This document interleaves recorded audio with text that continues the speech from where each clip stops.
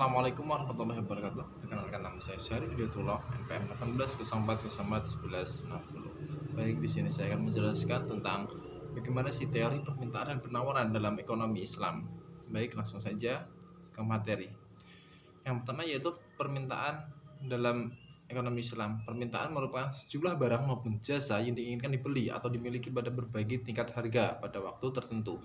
Fungsi dari permintaan itu sendiri yaitu di dalam ekonomi menunjukkan hubungan antara harga dan jumlah barang yang diminta oleh masyarakat. Hukum dari permintaan sendiri yaitu bila harga suatu barang naik, maka permintaan barang tersebut akan turun, dan sebaliknya, bila harga barang tersebut turun, maka permintaan akan naik. Artinya, manakala suatu pasar terdapat permintaan suatu produk yang relatif sangat banyak, sehingga barang tersebut pada produsen tidak dapat memenuhi semua permintaan dari pelanggan sehingga terjadi kelangkaan, maka untuk membatasi jumlah pembelian, produsen akan menaikkan harga jual produk tersebut. Atau apabila barang itu kurang dikenal, maka harus diusahakan agar produk tersebut dapat dinaikkan oleh pasar. Tanpa dikenal, tidak mungkin produk itu dapat diterima, apalagi disenangi oleh para konsumen. Banyak produk yang dipasarkan dan dijual oleh pengusaha menggunakan kesempatan tersebut untuk meningkatkan dan memperbesar keuntungan dengan cara menaikkan harga jual produksinya. Sebaliknya, apabila pada suatu pasar permintaan suatu produk relatif lebih sedikit, maka yang akan terjadi adalah harga menurun. Keadaan ini dapat dijelaskan apabila barang tersebut pada produsen atau penjual relatif sangat banyak, sehingga apabila jumlah permintaan sedikit, produsen akan berusaha menjual produknya sebanyak mungkin dengan cara menurunkan harga jual produknya. Faktor-faktor yang mempengaruhi permintaan. Permintaan terhadap suatu barang dapat dipengaruhi oleh faktor-faktor lain di samping harga yang pasti. Yaitu yang pertama, pendapatan. Semakin tinggi pendapatan seseorang, maka permintaan terhadap suatu barang akan meningkat walaupun harga barang tersebut tidak berubah. Hal ini dipengaruhi oleh tingkat kemampuan konsumen atau pembeli untuk membeli produk. Yang kedua yaitu harga barang-barang lain yang terkait. Contohnya, permintaan terhadap susu murni akan meningkat apabila harga susu bubuk naik. Hal ini disebabkan konsumen akan mencari produk alternatif yang harganya lebih terjangkau. Terus yang ketiga, selera. Contohnya permintaan terhadap sepatu olahraga dengan alas tipis sekarang ini masih rendah, namun sebaliknya, sepatu olahraga dengan alas tebal semakin meningkat. Hal ini terutama karena ada perubahan selera maupun tren di masyarakat. Terus yang keempat, jumlah penduduk. Semakin banyak jumlah penduduk di suatu daerah, maka semakin banyak permintaan terhadap suatu produk di daerah tersebut. Contohnya, permintaan beras di Indonesia setiap tahun selalu menaik. Hal ini disebabkan karena jumlah penduduk Indonesia semakin lama semakin banyak, maka jumlah beras yang dibutuhkan untuk memenuhi kebutuhan mereka pun semakin banyak. Teori permintaan dalam Islam. Dalam ekonomi Islam, setiap keputusan ekonomi seorang manusia tidak terlepas dari nilai-nilai moral dan agama, karena setiap kegiatan senantiasa berhubungan dengan syariat. Al-Quran menyebutkan ekonomi istilah istishad atau penghematan ekonomi, yang secara literal berarti pertengahan atau moderat. Seorang muslim dilarang melakukan pemborosan. Hal ini diterangkan pada Al-Quran surat Al-Isra ayat 26 dan 27 yang berbunyi, وَآتِ ذَا الْقُرْبَى حَقَّهُ وَالْمَسْكِينَ وَابْنَ السَّبِيلِ وَلَا تُبَذِّرْ تَبْذِيرًا إِنَّ الْمُبَذِّرِينَ كَانُوا إِخْوَانَ الشَّيَاطِينِ وَكَانَ الشَّيْطَانُ لِرَبِّهِ كَفُورًا. Yang artinya, dan berikanlah kepada keluarga-keluarga yang dekat akan haknya, kepada orang miskin dan orang yang dalam perjalanan, dan janganlah kamu menghambur-hamburkan hartamu secara boros. Sesungguhnya pemborosan-pemborosan itu adalah saudara-saudara setan, dan setan itu adalah sangat ingkar kepada Tuhannya. Seorang muslim diminta untuk mengambil sikap moderat dalam memperoleh dan menggunakan sumber daya. Dia tidak boleh israf atau royal, berlebih-lebihan, tetapi juga dilarang bahal atau pelit. Jika manusia dilarang untuk berlebih-lebihan, itu berarti manusia sebaiknya melakukan konsumsi seperlunya saja. Dalam bahasa ekonomi, perilaku konsumsi Islami yang tidak berlebih-lebihan berarti membawa pola permintaan Islami lebih didorong oleh faktor kebutuhan daripada keinginan. Teori penawaran dalam Islam. Apa sih itu penawaran? Penawaran adalah banyaknya barang yang ditawarkan oleh penjual pada suatu pasar tertentu, pada periode tertentu, dan pada tingkat harga tertentu. Hukum dari penawaran itu sendiri yaitu perbandingan lurus antara harga terhadap jumlah barang yang ditentukan, yaitu apabila harga naik maka penawaran akan meningkat. Sebaliknya, apabila harga turun maka penawaran pun akan ikut turun. Hukum penawaran tersebut menunjukkan adanya hubungan antara penawaran dengan harga. Teori penawaran mengatakan jika jumlah barang yang ditawarkan sangat banyak, maka harga barang tersebut cenderung turun. Sebaliknya, bila jumlah penawaran barang tersebut relatif sedikit, maka harga barang akan cenderung naik. Teori ini dapat dijelaskan jika pada suatu pasar terdapat penawaran suatu produk yang relatif sangat banyak, maka barang yang tersedia di pasar dapat memenuhi semua permintaan, sehingga untuk mempercepat penjualan produsen akan menurunkan harga jual produk tersebut, atau penjual akan berusaha untuk meningkatkan dan memperbanyak keuntungan dengan cara secepat mungkin dengan memperbanyak jumlah penjualan produknya. Sebaliknya, jika suatu pasar terjadi penawaran suatu produk relatif sedikit, maka yang terjadi adalah harga akan naik. Keadaan ini dapat dijelaskan apabila barang yang tersedia pada produsen relatif sedikit, sehingga manakala jumlah permintaan stabil, maka produsen akan berusaha menjual jumlah produknya dengan menaikkan harga jualnya, atau produsen maupun penjual hanya akan meningkatkan keuntungan dari menaikkan harga. Faktor-faktor yang mempengaruhi penawaran yaitu yang pertama ada harga barang. Apabila harga barang yang ditawarkan mengalami kenaikan atau jumlah barang yang ditawarkan juga akan meningkat. Sebaliknya, jika harga barang yang ditawarkan itu turun, maka jumlah barang yang ditawarkan penjual juga akan turun.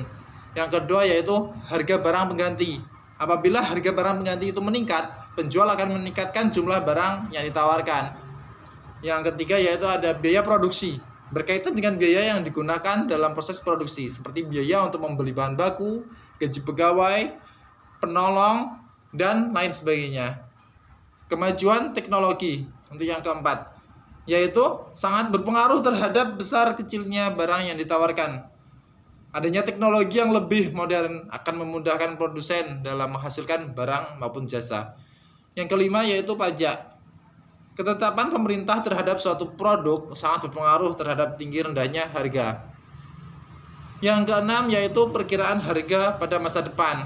Jika perusahaan memperkirakan harga barang maupun jasa itu akan naik pada suatu hari, sedangkan penghasilan masyarakat tetap, maka perusahaan akan menurunkan jumlah barang dan jasa yang ditawarkan. Teori penawaran dalam Islam. Allah Subhanahu wa taala telah berfirman dalam surat Al-Luqman ayat 20, yang artinya, tidakkah kamu perhatikan sesungguhnya Allah telah menundukkan untuk kepentinganmu apa yang di langit dan apa yang di bumi, dan menyempurnakan untukmu nikmat lahir dan batin, dan di antara manusia yang membantah tentang kebesaran Allah tanpa ilmu pengetahuan atau petunjuk dan kitab yang memberi penerangan. Larangan seperti ini tersebar di banyak tempat dalam Al-Quran, dan betapa Allah sangat membenci mereka yang berbuat kerusakan di muka bumi. Meskipun demikian, kerusakan tersebut sangat luas. Akan tetapi dalam kaitannya dengan produksi, larangan tersebut memberi arahan nilai dan panduan moral. Produksi Islam bukan hanya dilarang mengakibatkan kerusakan dalam memanfaatkan alam dan lingkungan. Artinya, ia tidak boleh mengakibatkan hutan menjadi gundul dan berusaha menjadi lahan kritis yang mengakibatkan banjir dan longsor, menimbulkan polusi yang di atas ambang batas dan aman bagi kesehatan. Produksi Islam juga haram menghasilkan produk-produk yang apabila dikonsumsi akan menimbulkan kerusakan, baik itu rusaknya kesehatan apabila rusaknya moral dan kepribadian. Contohnya, jika telah terbukti secara ilmiah bahwa minuman beralkohol menimbulkan begitu banyak mudarat dibandingkan manfaat yang dihasilkannya, maka memproduksi minuman tersebut adalah hal yang diharamkan dalam Islam. sudah barang tentu. Islam melarang produk barang-barang yang diharamkan. Demikian pula barang dan jasa yang merusak akhlak seperti hiburan-hiburan yang tidak mendidik. Aturan etika dan moral yang membatasi kegiatan produksi tersebut tentu saja berpengaruh terhadap fungsi penawaran barang dan jasa. Dampaknya, kurva penawaran akan bergeser ke kiri. Di negara barat, hal tersebut telah dilakukan dengan mengenakan pajak polusi atau dikenal dengan istilah Pigouvian tax, yang tujuannya agar perusahaan memperhitungkan biaya eksternal yang timbul akibat kegiatan produksinya sendiri, mempengaruhi keputusan produksi dan penjualannya. Bisa dilihat pada kurva samping. Pada tingkat harga P1, jumlah barang yang ditawarkan oleh penjual adalah sebesar QS1. Sementara jumlah barang yang diminta hanya sebesar Q1. Dengan demikian, petani tidak mendapatkan cukup pembeli untuk mendapatkan tambahan pembeli. Ia menurunkan harga jual produknya dari P1 menjadi P2, sehingga jumlah pembeliannya naik dari Q1 menjadi Q2. Elastisitas permintaan dan penawaran.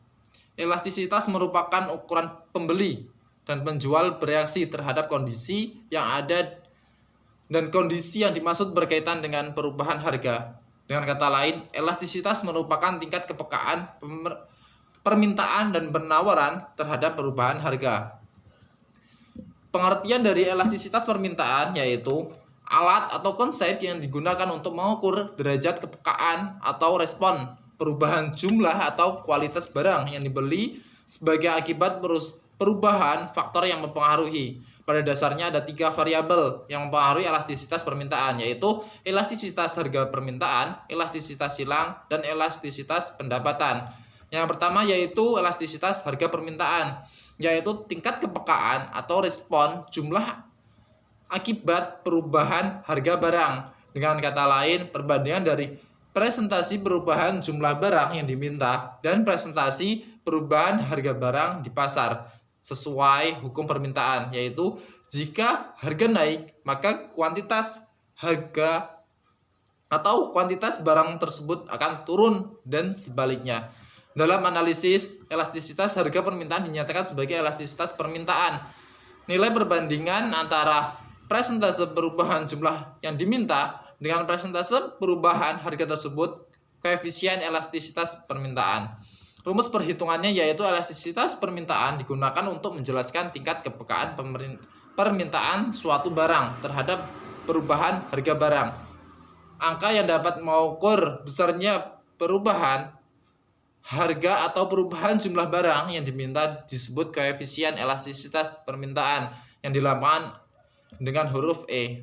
Adapun rumusnya yaitu presentase jumlah barang yang diminta setelah perubahan dibagi dengan presentase perubahan harga. Harus diingat, elastisitas permintaan harus digambarkan dengan angka negatif sebagai tanda adanya hubungan negatif antara perubahan harga dengan permintaan. Yang kedua yaitu elastisitas silang, koefisien yang menunjukkan besarnya perubahan permintaan terhadap suatu barang apabila terjadi perubahan terhadap harga barang lain, dinamakan elastisitas permintaan silang atau elastisitas silang. Apabila perubahan harga barang Y menyebabkan permintaan barang X berubah, sifat perhubungan di antara keduanya digambarkan oleh elastisitas silang.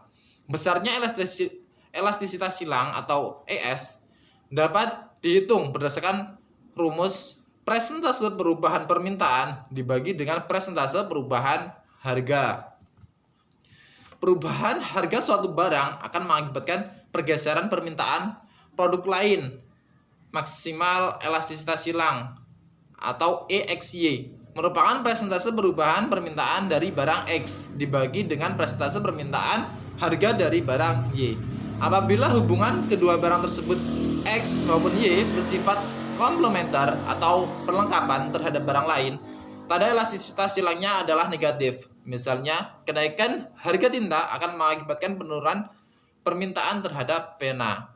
Apabila barang lain tersebut bersifat substitusi atau sebagai barang pengganti, tanda elastisitas silangnya adalah positif. Misalnya, kenaikan jumlah permintaan daging sapi akan mengakibatkan permintaan daging yang lainnya itu ikut naik.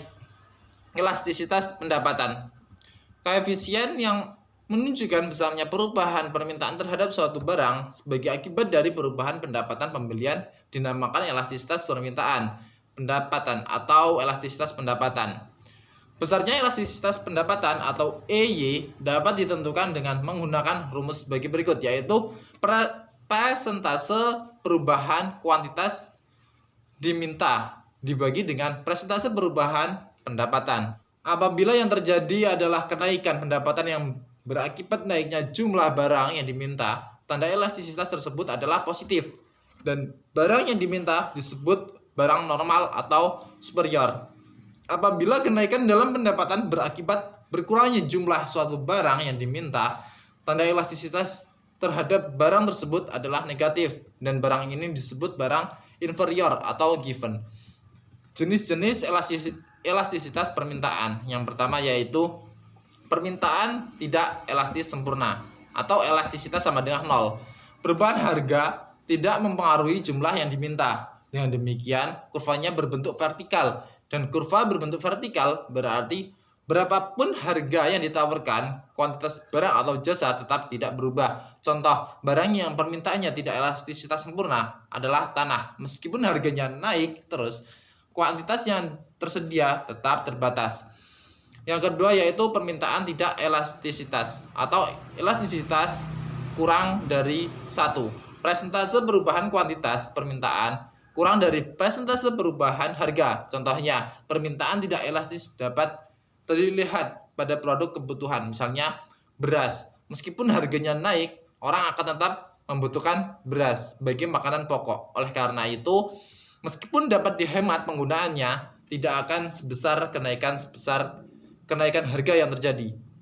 Sebaliknya, jika harga beras turun, konsumen tidak akan menambah konsumsinya sebesar penurunan harga.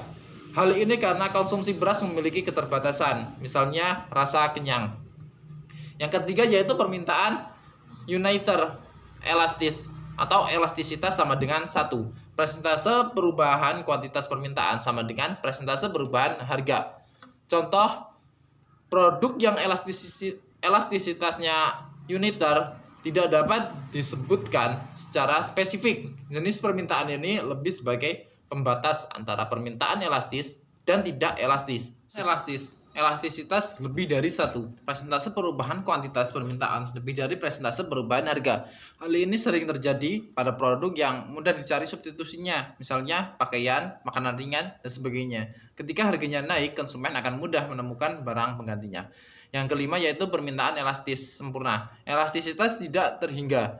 Pada harga tertentu, pasar sanggup membeli semua barang yang ada di pasar. Akan tetapi kenaikan harga sedikit akan menjatuhkan permintaan menjadi 0. Dengan demikian, kurvanya berbentuk horizontal. Contoh produk yang permintaannya bersifat tidak elastis sempurna, diantaranya yaitu barang ataupun jasa yang memiliki karakteristik dan fungsi yang sama meskipun dijual di tempat yang berbeda atau produksi oleh produsen yang berbeda.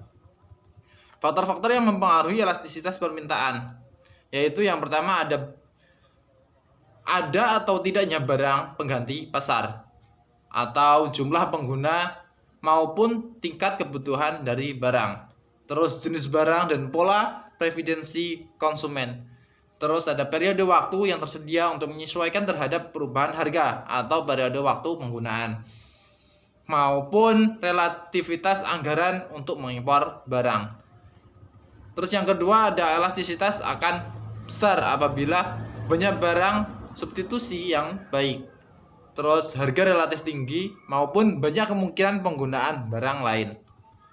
Yang ketiga yaitu elastisitas umumnya kecil apabila benda tersebut digunakan dengan kombinasi benda lain atau barang yang bersangkutan terdapat dalam jumlah banyak dan dengan harga yang rendah, atau tidak ada barang substitusi yang baik dan benda tersebut sangat dibutuhkan. Pengertian dari elastisitas penawaran yaitu perbandingan antara seberapa besar perubahan jumlah barang yang ditawarkan sebagai akibat perubahan harga, yang dilambangkan dengan ES, yaitu dirumuskan dengan perubahan jumlah yang ditawarkan berbanding dengan jumlah yang ditawarkan dibagi kenaikan harga berbanding dengan harga. Koefisien elastisitas yang diperoleh adalah positif apabila dari korelasi yang positif antara perubahan harga dan perubahan jumlah barang yang diminta. Elastisitas sempurna terwujud apabila penjual bersedia menjual semua barangnya pada satu harga. Bentuk kurva penawaran sejajar dengan sumbu datar. Tidak elastis sempurna terwujud apabila penjual tidak dapat menambah penawarannya walaupun harga bertambah tinggi. Bentuk kurva penawarannya yaitu sejajar sumbu tegak. Kurva penawaran yang tidak elastis atau elastis uniter dan elastis bergantung pada perubahan harga. Pada elastisitas uniter, apabila kurva bermula dari titik 0, kurva penawaran yang tidak elastis apabila perubahan harga menimbulkan perubahan yang relatif kecil terhadap penawaran. Kurva penawaran elastis apabila perubahan harga menyebabkan perubahan yang relatif besar terhadap penawaran. Jenis-jenis elastisitas penawaran yaitu yang pertama, ada penawaran tidak elastis sempurna. Elastis sama dengan 0. Penawaran tidak dapat ditambah pada tingkat harga berapapun sehingga kurva penawaran akan terlihat vertikal. Yang kedua yaitu penawaran tidak elastis. Elastisitas kurang dari 1. Perubahan penawaran lebih kecil daripada perubahan harga. Artinya perubahan harga mengakibatkan perubahan yang relatif kecil terhadap penawaran. Penawaran uniter elastis berbanding dengan elastisitas sama dengan 1. Perubahan penawaran sama dengan perubahan harga. Yang keempat, penawaran elastis berbanding dengan elastisitas lebih dari 1. Perubahan penawaran lebih besar daripada perubahan harga. Artinya perubahan harga mengakibatkan perubahan yang relatif besar terhadap penawaran. Yang kelima yaitu penawaran elastis sempurna berbanding dengan elastisitas tidak terhingga. Perusahaan dapat menyuplai berapapun kebutuhan pada satu tingkat tertentu. Perubahan mampu menyuplai pada biaya per unit konstan dan tidak ada limit kapasitas produksi. Faktor-faktor yang mempengaruhi elastisitas penawaran itu yang pertama, barang hasil pertanian inelastis karena sukar untuk dikurangi atau ditambah dengan segera apabila terjadi perubahan harga. Sebaliknya, barang hasil produksi lebih bersifat elastis. Yang kedua yaitu dalam jangka pendek, jika terjadi perubahan harga, produsen sulit untuk mengubah barang yang ditawarkan sehingga penawarannya bersifat elastis. Sebaliknya, dalam jangka pendek, yang produsennya mampu mengubah biaya tetap, sifat penawarannya lebih elastis. Yang ketiga yaitu munculnya atau menghilangnya produk saingan. Yang keempat, adanya terobosan untuk membuat barang baru. Ada dua faktor penting yang menentukan elastisitas penawaran yaitu sifat perubahan biaya produksi dan jangka waktu penawaran terhadap elastisitas. Mungkin cukup sekian presentasi dari saya. Apabila ada kurang dan lebihnya, saya mohon maaf. Pada Allah saya mohon ampun. Saya akhiri. Wassalamualaikum warahmatullahi wabarakatuh.